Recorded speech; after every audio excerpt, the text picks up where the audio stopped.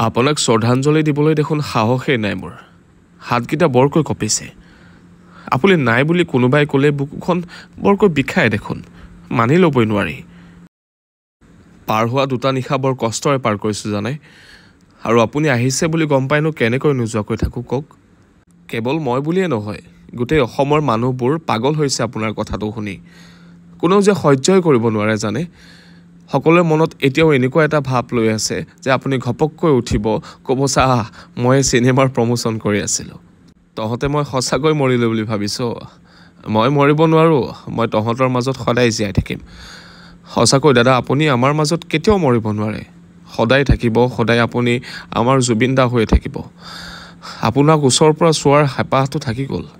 কিন্তু আপোনাৰ গাড়ীখন লৈ দলিওৱা কেইবাহমান ফুল নিজৰ হাতত ৰাখি থলোঁ মন্দিৰলৈ গ'লে পূজাৰীৰ হাতত ফুল এপাহ দি পঠিয়াই নহয় কিন্তু মোৰ ভগৱানজনে শুই আছে দেখোন সেইবাবে নিজেই ফুল কেইপাহমান ছিঙি জীৱনৰ কাৰণে নিজৰ ওচৰত ৰাখিম বুলি প্ৰতিশ্ৰুতি দিলোঁ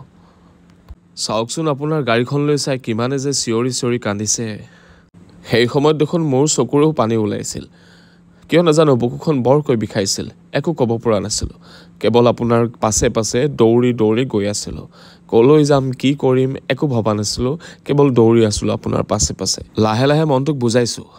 আপুনি আকৌ আহিব আমাৰ মাজলৈ মোৰ সপোনবোৰ পূৰণ হ'ব আপোনাৰ গানত হাঁহিম আপোনাৰ গানত কান্দিম আপোনাৰ গানত নাচিম আকৌ বহাগত চিঞৰি চিঞৰি ক'ম জুবিন দা মায়াবিনীটো এবাৰ গাই দিয়ক না প্লিজ